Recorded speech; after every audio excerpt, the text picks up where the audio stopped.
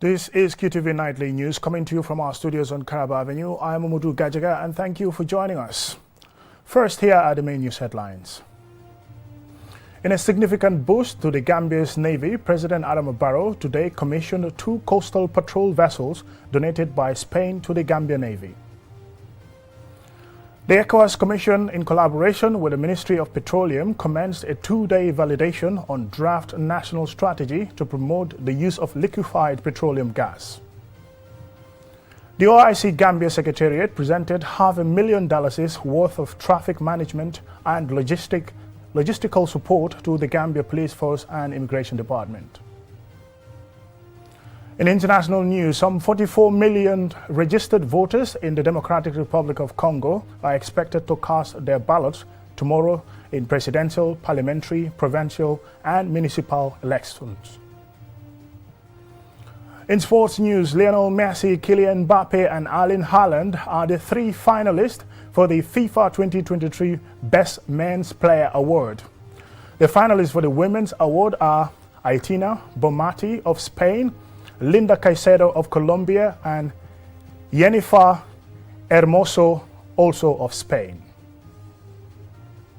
Those were the main news headlines, and now the news in detail.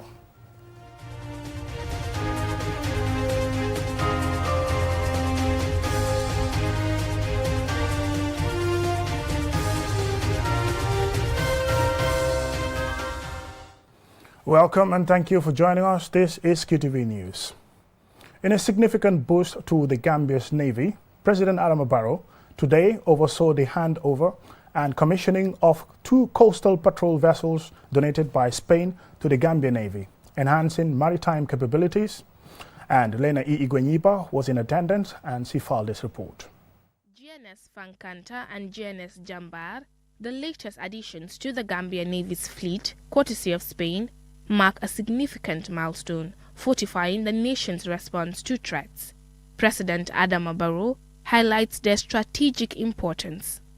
This force patrol vessel, GNS Fankanta, is a high-endurance fast patrol vessel. It's the first offshore patrol vessel in our Navy's fleets since 1989. Renamed GNS Jambar, the vessel is deployed to execute fisheries inspections, conduct patrols, and provide escort duties and other short-range coastal missions.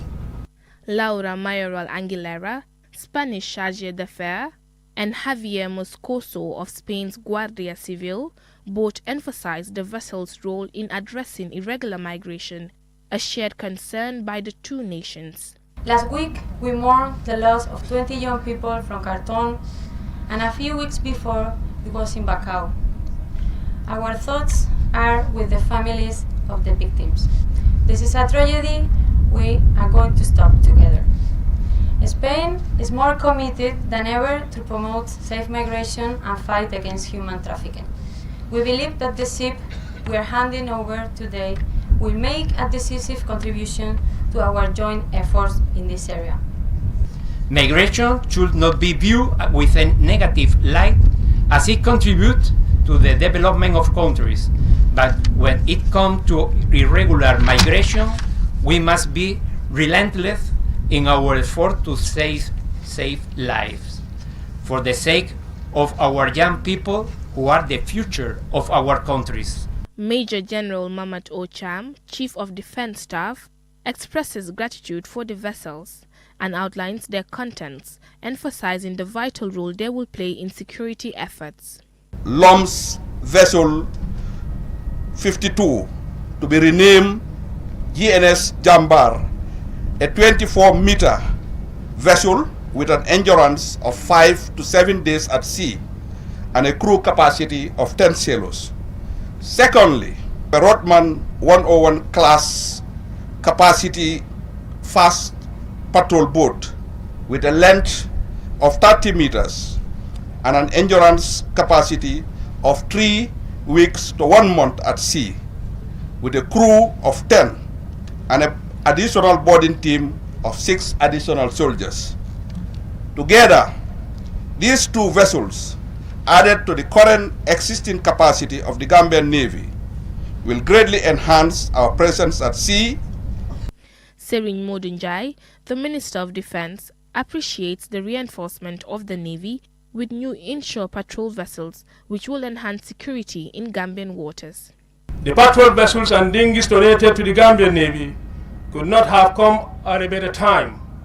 The capacity of the Gambian Navy to police and protect our exclusive economic zone and territorial sea is greatly hampered by the lack of a suitable platform. It is therefore imperative to state that the inclusion of the fast patrol vessels in the Gambian Navy's fleet will significantly enhance the capacity of the Gambian Navy to conduct policing and protection of our EECs.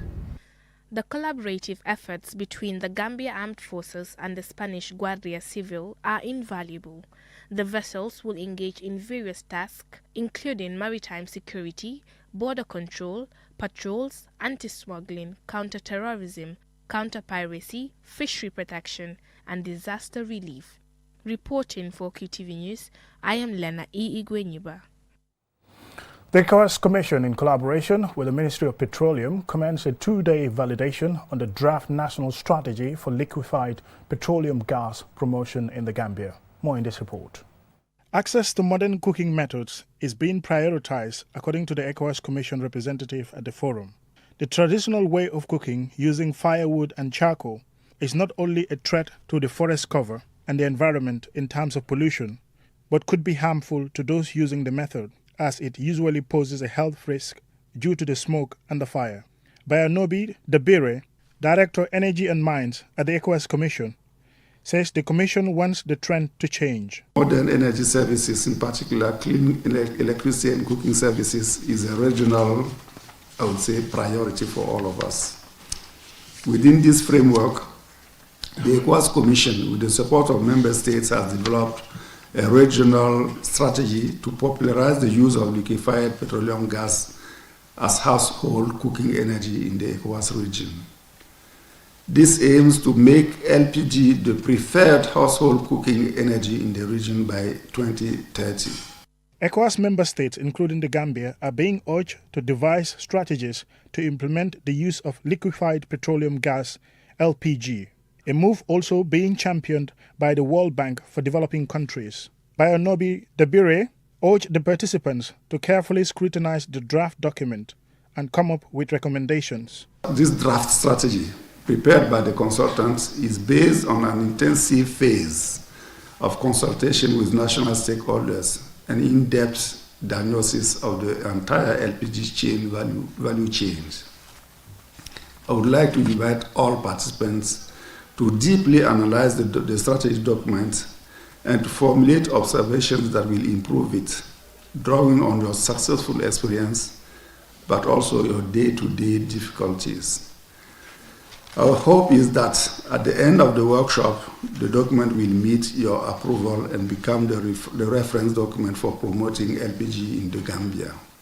The Minister of Petroleum and Energy, Abdoulaye Job, underscores the importance of coming up with a strategic document that will prioritize health and environmental protection. The majority of households in the Gambia use firewood or charcoal. Whilst the energy sector is a critical component in the economy, standard of living and national security, the Gambia currently has a limited energy resource based on its reliance on two principal sources of energy, both of which present challenges. The biomass, fuel wood in particular, is a major energy source for our domestic cooking, and the people's over-reliance on this energy resource result in the destruction of the country's forest resource and natural vegetation cover, causing immeasurable environmental degradation and related health problems. Equally, imported fossil fuel are the second major source of energy. LPG is easier to use, less time-consuming, and more environment-friendly. Most modern residential and commercial properties in the Gambia now have inbuilt kitchens, which makes using LPG easier. Mamudu Gajaga, QTV News. At a ceremony on Tuesday presided over by the Deputy Inspector General of Police, The OIC Gambia Secretariat presented traffic management and logistical support worth approximately $500,000 to the Gambia Police Force and Immigration Department. More in this report by Anzumane Sonyasi. The donation comes in the wake of a request for support by the Mobile Traffic Division of the police and is a follow-up to several other donations and support programs made by the OIC Gambia Secretariat to the security sector since its establishment. Yankuba Diba, CEO of the OIC Gambia Secretariat, says the Secretariat takes pride in partnering with the police and other security outfits as they consider them important partners whose service is central to the successful hosting of the OIC Summit scheduled for May next year. Hence, the establishment of a joint security committee for the summit. Understanding how crucial a safe environment, a secure environment is to the proper planning and hosting of a global event of this magnitude, the Gambia counts on the fullest capacity of the state security services to stay on the alert and ensure preparedness. Receiving the donation, Mamadou Sow, Deputy Inspector General of Police and Commissioner for Immigration Ibrahim Mboup, expressed gratitude to the OIC Gambia Secretariat. They say the donation will help enhance their respective institutions' capacity, thereby positively impacting their work. There is this saying that there is no 100% effectiveness of any particular security across the globe. But I do argue that the one that enjoys the love and respect of its population is the most effective. We should be proud of security in all uniforms in this country. We call on every Gambian to emulate the OIC. We do not have enough or much words. We are tongue-tied to the prompt response made by OIC. Lamin King Koli, Commissioner for Mobile Traffic, says the donation of funds will greatly improve road safety, especially along the Battle Harding Highway, and went on to highlight how the recent noticeable increase in accidents within the Greater Banjul area has left his department really concerned. We have recorded over 15 fatalities, deaths, so far on that highway. So we start at our level to say, we cannot continue seeing our people dying. What can we do? Then we mobilize about 35 police officers, traffic officers, drawing from different corners of the country, just to come and operate 24 hours on that highway. The Gambia OIC Secretariat was established in May 2018 to lead the government's efforts to host the 14th Summit of the Heads of State and Government of the Organization of Islamic Cooperation OIC in the Gambia in May 2019. However, due to time constraints, the 2019 Gambia Summit was postponed to 2022 and now to May of 2024 to give the country more time to prepare to receive the 57 leaders of the Islamic Ummah. Anzumane Sonyasi for KTV News. That will lead us to a commercial break, and when we return, we still have some more national, international, and sports news stories. Do stay tuned. For all your electronic cooking utensil needs, worry no more. Deka Killer Jongoma Kitchen is the solution. Deka Killer brings modern, efficient, and affordable cooking materials such as gas cookers, heaters, coffee machines, fridges, ceiling and stand fans, among other valuable home and restaurant materials. Located at Serekunda Bambo opposite Sanchapa Garas, Deka Killer is making fun life easier by offering you guaranteed and cost-effective electronic cooking materials. You can contact us on 348-2307 or 728-5372. We are also on Facebook, Deka Killer The Gambia. Email dekakillergambia@gmail.com. Deka Killer Jongoma Kitchen is the solution for all your home appliances and electronic cooking utensil needs. Browse now. Deka Killer, making fun life easier. Deka Killer, everything for cooking. Deka Killer is the right place to be.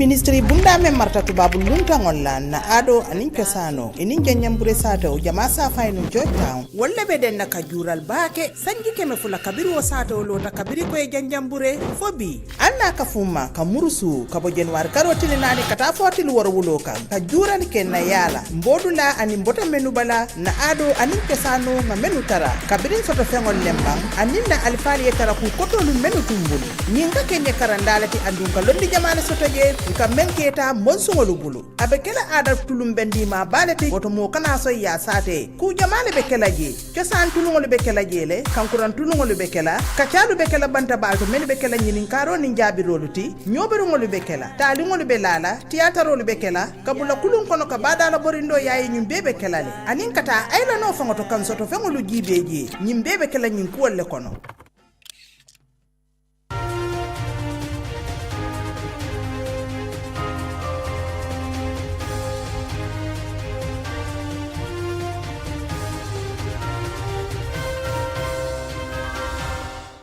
Welcome back and thank you very much for joining us. This is QTV News. The antenatal ward of the Edward Francis Small Teaching Hospital has been renovated with support from Sharing Wonders. The refurbished ward is now equipped with more facilities, thereby creating a conducive environment for medical care of women before and after childbirth. Umudlamin Choi has more on this story. An antenatal ward is where expectant mothers are given care before giving birth. The antenatal ward of the Edward Francis Small Teaching Hospital was in a poor state that required intervention. Here is Dr. Keta, the head of the hospital's obstetrics and gynecology department. And the infrastructures, though look solid, but is actually aging. So once in a while, when we get people who come to help us, support, renovate certain parts, we are really very grateful.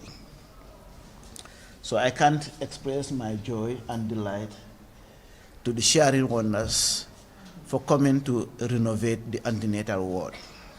During pregnancy, women may sometimes develop complications that can be best cared for when admitted to an antenatal ward. Almost 3,000 babies are delivered at this hospital annually, many of them through cesarean section. This explains why the hospital needs more support like this one from Sharing Wonders. Dr. Amar Al-Jafari, the Chief Medical Director of the Edward Francis Small Teaching Hospital, and Musa Kamara, the Regional Director of Health Services, thanked Sharing Wonders for the humanitarian gesture. Let me announce from now we changed the name of the antenatal ward to the name of Sharing Wonders Ward. They told me maybe I was not here when you have done the renovation for the labor. I was not CMD. But they told me about that. Thank you for the labor. Thank you for the antenatal. If you want to do for the theater next time, we are waiting. On behalf of the regional health, the Director of Health Services, we say thank you and then wish that perhaps this can be extended to other facilities that are within the region. So all over the country, anywhere you can extend your hands to, in terms of helping them, coming up with a maternity ward is a step in the right direction. So we say thank you and obrigado. Thank you. The renovated antenatal ward is expected to improve medical care of expectant mothers and ease the work of the medical staff at the ward. Aman Ali is Sharing Wonders Director of Operations, and Ramatulaiba is the matron of the Edward Francis Small Teaching Hospital Labour Ward. However, what we would also say is you can make that difference, whether you're the security guard, you're the cleaner, you're the midwife, you're the head of department, you're the CMD. Your experience that you provide to all the patients that walk through, that's what they will remember, and that's what God is seeing. Sometimes you want to do certain investigations for a woman, and then you have to ask her to go elsewhere to do it. For example, even the CTG, initially we had one, but today we're going to have 3, which is going to be very beneficial, and the fetal Dopplers they provided. So we really, really appreciate your support, Sharing Wonders. Sharing Wonders is a UK-registered charity organization that provides social aid and promotes self-sustenance and humanitarian support. Sharing Wonders, it operates primarily in the Gambia, but it also supports communities in the UK, Bangladesh, France and Pakistan. Mahmoud Lamin Choi, QTV News. From that report by Mahmoud Lamin Choi, now to international news.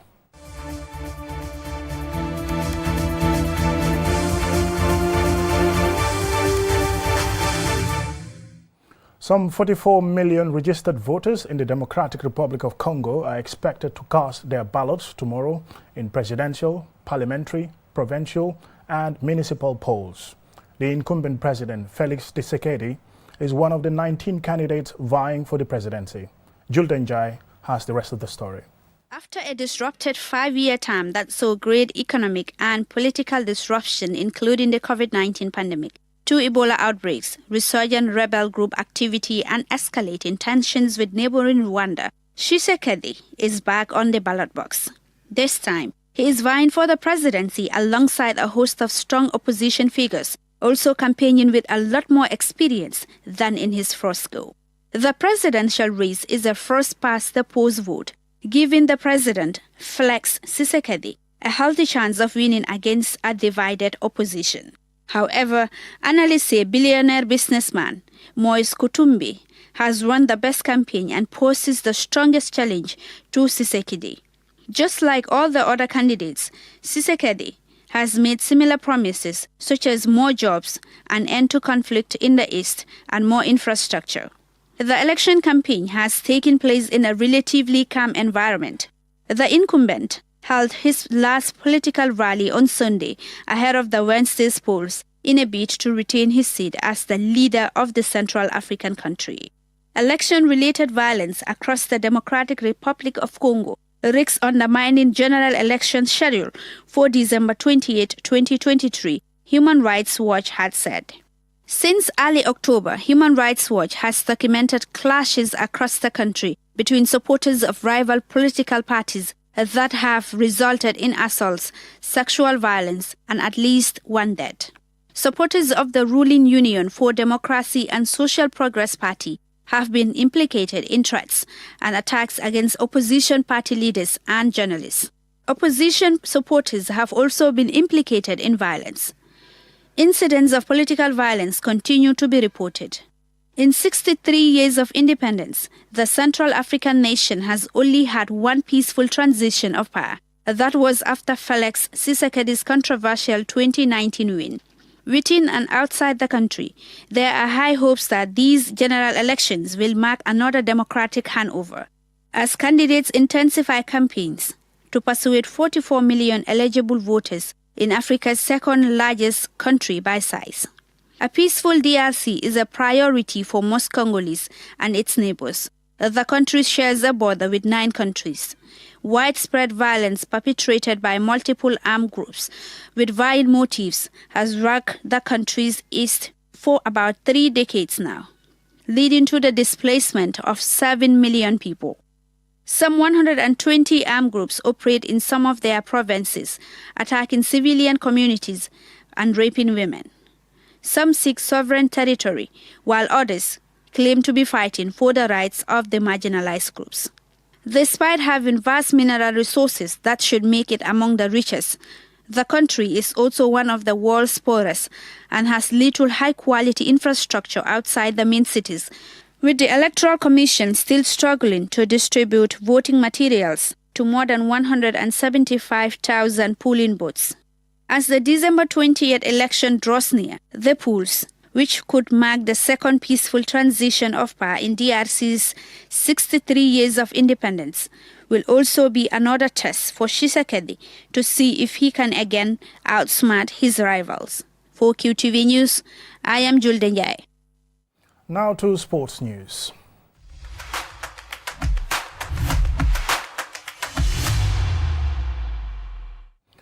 Lionel Messi, Kylian Mbappe and Erling Haaland are the 3 finalists for the FIFA 2023 Best Men's Player Award.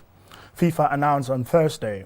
The finalists for the Women's Award are Aitana Bonmati of Spain, Linda Caicedo of Colombia and Jennifer Hermoso, also of Spain. More in this report with Ade Darame. The 3 male players performed extremely well in helping their clubs triumph in various football competitions, while the 3 female players all excelled at the recently concluded World Cup. The Men's Award recognizes Haaland's outstanding season, helping Manchester City win the treble of the Champions League, the English Premier League and the FA Cup, something only their city rivals Manchester United had accomplished before. Messi and Mbappe won the French league with Paris Saint-Germain, although the club was eliminated from the Champions League in the round of 16. Messi then joined Inter Miami and quickly helped the team win the league's cup. In the women's category, the contenders are Aitana Bonmati of Spain, top scorer at the World Cup, Linda Caicedo of Colombia, scorer of the World Cup's best goal, and Jennifer Hermoso, also of Spain's World Cup winning team, who was voted second best player of the tournament.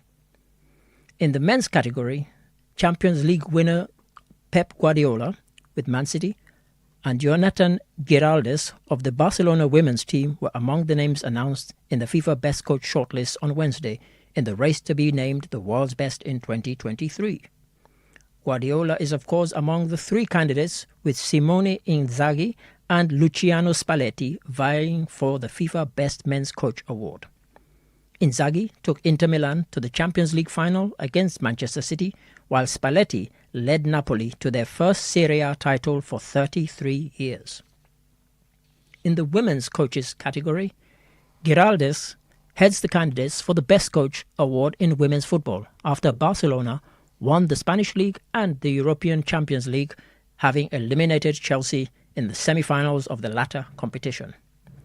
Chelsea's Emma Hayes, whose team won the English League and Cup double, is shortlisted along with Sarina Wiegman, coach of the England women's team which lost to Spain in the Women's World Cup final. Both 3 coach shortlists were voted on from 5 initial candidates by a jury of national team captains and coaches, selected media and fans worldwide. Despite having led Spain to their first ever World Cup triumph, their coach, Luis Rubiales, was not included. Rubiales was sacked after he kissed Jennifer Hermoso, one of the World Cup winning team players who is on the 3-woman shortlist, on the lips at the World Cup winning trophy presentation. The winners of each respective award will be revealed at a London ceremony on Monday, 15th of January 2024, which will mark the 3rd time that FIFA has held the Best FIFA World Awards in London. For QTV News, I am Ade Darami. Well, I'm afraid that's it for QTV News tonight. Thank you very much for watching, but don't forget to join us again at 10 for another bulletin.